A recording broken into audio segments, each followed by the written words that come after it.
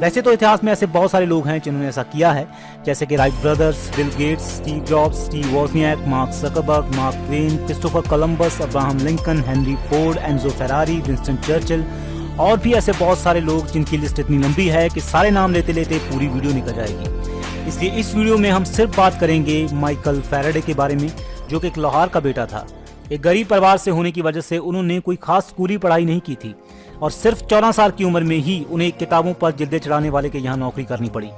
पर जब Michael Faraday किताबों पर जिल्दें चढ़ाने का काम सीख रहा था, तभी उन्हें साइंटिफिक किताबों में इंटरेस्ट पैदा हुआ। अपने इन्हीं दिनों में उस नौकरी के दौरान माइकल फैराडे ने साइंस के ऊपर कई किताबें पढ़ी जो दुकान पर जिल्द चढ़ाने के लिए आई होती थी। चाहे इन किताबों से माइकल फैराडे को काफी नॉलेज मिली होगी, पर फैराडे की जिंदगी में सबसे बड़ा मोड़ तब आया जब एक कस्टमर ने फैराडे के काम से खुश होकर उसे सर हम्फ्री डेवी नाम के एक साइंटिस्ट के लेक्चर की एक टिकट दे दी। सर हम्फ्री डेवी उस समय के एक बहुत ही मशहूर साइंटिस्ट थे। हो सकता है आप सोचें कि किसी ने खुश होकर किसी साइंटिस्ट के बोरिंग लेक्चर की टिकट दे दी। अगर टिकट देनी ही थी तो किसी मूवी की देता या किसी सिंगर के शो की देता। तो मैं आपको बता दूं कि ये उस समय की बात है जब सिनेमा का आविष्कार नहीं हुआ था और तब सिर्फ साइंटिस्ट ही सुपरस्टार हुआ करते थे। उस समय किसी साइंटिस्ट को देखने या सुनने के लिए उसी तरह से भीड़ रहती थी जैसे आज किसी फिल्म स्टार को देखने के लिए होती है। अब आप इस स्टेज वर्ल्ड की अजीब बात ये देखिए कि जिन साइंटिस्ट ने सिनेमा का आविष्कार किया, उसी सिनेमा ने साइंटिस्ट का सुपरस्टारडम खत्म कर दिया। और जिन एक्टर्स को उस समय भांड या नौटंकी करने वाले नामों से बुलाया जाता था, वही नौटंकी करने वाले सिनेमा की खोज से आज सुपरस्टार बन गए। तो इसी बात से एक जोक बन सकता है, एक चुटकुला बन सकता है। जब आपसे कोई पूछे कि पैर पर कुल्हाड़ी मारने वाला मुहावरा कब बना था, तो आप कह दीजिएगा कि जब किसी साइंटिस्ट ने सिनेमा का आविष्कार किया था। खैर, हम बात कर रहे थे माइकल फैराडे की, जिन्हें उस समय के सुपरस्टार साइंटिस्ट हम्फ्री डेवी को सुनने का टिकट मिल गया था। तो जब फैराडे सर हम्फ्री डेवी को सुनने के लिए बड़े बड़े और बहुत ही एजुकेटेड लोगों के बीच पहुंचा तो काफी नर्वस था। Can I pass, please? Can I pass? Some of us are trying to improve ourselves. If people will let us. Of course. Pass. पर फिर भी फैराडे ने हम्फ्री डेवी को बहुत ही ध्यान से सुना। Electricity, ladies and gentlemen. A mysterious force that can unravel the confusing mixture of intermingled substances that surround us and produce pure. Davy उस समय के बहुत ही मशहूर साइंटिस्ट थे और उन्होंने काफी खोजें की थी। पर फिर भी बहुत सारे लोग ये कहते हैं कि हम्फ्री डेवी की सबसे बड़ी खोज माइकल फैराडे था। चाहे माइकल फैराडे ने कोई स्कूली पढ़ाई नहीं की थी, पर वो अपनी इस कमी को अपने साइंटिस्ट बनने के बीच नहीं आने देना चाहता था। वो देर रात तक काम करता, लेक्चर में नोट की गई बातों का एक एक पेज इकट्ठा करके किताब बनाता, उसे पढ़ता और नए तरीके से सोचकर जो भी मिसिंग होता उसे सॉल्व करने की कोशिश करता। जो भी सवाल उसके दिमाग में आते वो उनका जवाब जानना चाहता था और सिर्फ इसी काम को अपनी सारी जिंदगी दे देना चाहता था। अब तक उसका जुनून इतना बढ़ चुका था कि वो सिर्फ और सिर्फ साइंस के बारे में ही सोचता था और अब उसे अपने काम से भी नफरत होने लगी थी। फैराडे खुद को अपने इन हालातों में फंसा हुआ महसूस कर रहा था, जहां वो करना कुछ और चाहता था पर कर कुछ और रहा था। तो अपने इन हालातों से निकलने के लिए उसने बहुत ही उम्मीद के साथ हम्फ्री डेवी के लेक्चर में जो नोट्स इकट्ठे किए थे उनकी एक किताब बनाई और डेवी को दिखाने के लिए उनके ऑफिस में चला गया, इस उम्मीद के साथ कि क्या पता उसका काम देखकर डेवी इंप्रेस हो जाएं और उसके लिए डेवी की लैब के दरवाजे या साइंस के दरवाजे खुल जाएं। तुमने बहुत ही अच्छा काम किया फैराडे। तो तुम अपनी जिंदगी में क्या करना चाहते हो? मैं चाहता हूं सर कि मैं व्यापार और साइंस को एक दूसरे से दूर करूं, क्योंकि व्यापार बेरहम और खुदगर्ज होता है। मैं साइंस की सेवा करना चाहता हूं सर, बिना पैसे के लालच के, ताकि इससे सिर्फ खुशी मिले और इसे करने में आजादी। रियली? खैर, तुम्हारी इस तरह की बातों में कितनी रियलिटी है ये तो वक्त ही बताएगा। अभी मेरे पास कोई काम नहीं है, जब होगा तो बता दूंगा। हम्फ्री डेवी से हुई इस बातचीत से फैराडे की जो एक उम्मीद थी वो भी टूट गई और वो इससे बहुत निराश हुआ, पर उसने हिम्मत नहीं हारी। वो अब भी अपने बोरिंग काम को छोड़ने और साइंस की तरफ जाने के रास्ते सोचता रहता और इंतजार करता रहता कि कब साइंस का दरवाजा उसके लिए खुलेगा। और अब फैराडे का ये इंतजार खत्म होने वाला था। वो वक्त आ चुका था जिसका उसे इंतजार था।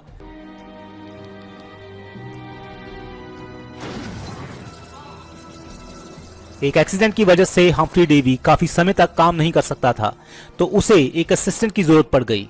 पर जब उसे कोई नहीं मिला तो उसे उस लड़की की याद आई जो एक दिन उसके ऑफिस में उसके नोट्स की किताब लेकर आया था। तो उसने उसे बुलवा लिया।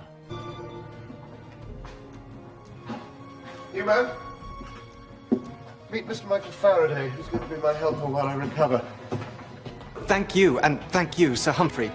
Just stick to your job and do as you're told, and you'll be fine, Faraday. Faraday को लेबोरेटरी असिस्टेंट बना दिया गया और हम्फ्री डेवी की सारी नॉलेज जो उस लैब में थी फैराडे वो सब लेने वाला था। पर सर हम्फ्री को ये नहीं पता था कि उसका ये चेला एक दिन अपने ही गुरु को पीछे छोड़ देगा। Another charge, you. एक दिन हम्फ्री डेवी अपनी लैब में इलेक्ट्रिसिटी को लेकर कुछ एक्सपेरिमेंट्स कर रहा था। जब भी किसी वायर में से इलेक्ट्रिसिटी को गुजारा जाता और उस वायर के पास एक कंपास रख दिया जाता तो वायर में से गुजरता करंट कंपास पर असर डालता। कंपास में एक चुंबक लगी हुई होती है, तो उस एक्सपेरिमेंट का मतलब था कि बिजली और चुंबक के बीच कोई रिश्ता है। बिजली चुंबक पर असर डाल रही थी और किसी को समझ में नहीं आ रहा था कि ऐसा क्यों हो रहा है। तभी माइकल फैराडे वहां पहुंचा।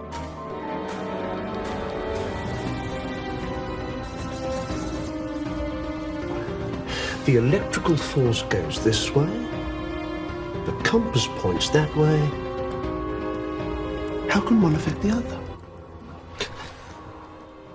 शायद तार से बहती हुई बिजली कोई अदृश्य शक्ति तार से बाहर फेंक रही है। What? शायद किसी तरह की कोई इलेक्ट्रिकल फोर्स तार से बाहर निकल रही है। Oh, my dear boy. तुम्हें पता है कैम्ब्रिज यूनिवर्सिटी में क्या सिखाया जाता है कि इलेक्ट्रिसिटी वायर के अंदर बहती है ना कि बाहर। Not sideways to it. पर कैम्ब्रिज यूनिवर्सिटी का ये ज्ञान हमारी आंखों के सामने जो हो रहा है उसे एक्सप्लेन नहीं करता। No, let's just get on. Let's swap the compass to below the wire. तो बिजली और चुंबक के बीच ये क्या रिश्ता था किसी को समझ में नहीं आ रहा था। पर माइकल फैराडे के लिए ये समस्या एक जुनून बन चुकी थी और वो इसे हर कीमत पर सुलझाना चाहता था। और फैराडे ने भी इस समस्या को वैसे ही सुलझाया जैसे आइंस्टाइन समस्याओं को सुलझाता था। चाहे आइंस्टाइन और फैराडे अलग अलग समय के साइंटिस्ट थे, पर दोनों का समस्याओं को सुलझाने का तरीका एक ही था, कल्पना शक्ति। ये दोनों ही नॉलेज से ज्यादा कल्पना शक्ति पर भरोसा करते थे और ये वो चीजों को भी इमेजिन कर सकते थे जो दूसरों के लिए बहुत ही ज्यादा मुश्किल होती थी। इसीलिए आइंस्टाइन ने एक बार कहा था कि imagination is more important then knowledge. तो माइकल फैराडे ने अपनी कल्पना शक्ति से उस समस्या का हल निकाल लिया जो दूसरों को बहुत मुश्किल लग रही थी। उसने 4 कंपास एक बिजली की तार के चारों तरफ रखे और कंपासों की दिशा को देखकर फैराडे ने ये इमेजिन किया कि गोल घेरे में कोई चीज तार से बाहर निकल रही है और कंपासों पर असर डाल रही है। ये बिल्कुल वैसा ही था जैसे कि हवा में झंडा लहराता है। पर फैराडे ने अपनी कल्पना शक्ति की इससे भी बड़ी छलांग लगाई और अपने दिमाग में ही एक और एक्सपेरिमेंट डिजाइन किया। फैराडे ने सोचा कि किसी कंपास को एक तरफ मोड़ने की बजाय क्या वो किसी बिजली की तार को किसी चुंबक के चारों तरफ घुमा सकता है। Underneath, I'm shaking.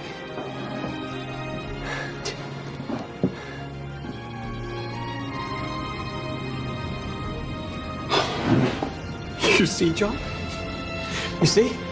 Yes.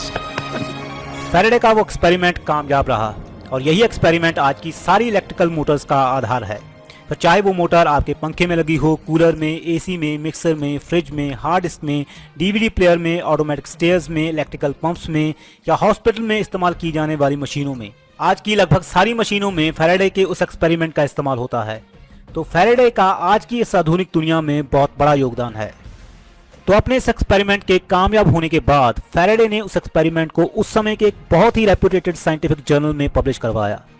उस समय ही सर हम्फ्री डेवी भी रॉयल सोसाइटी का प्रेसिडेंट चुना गया था।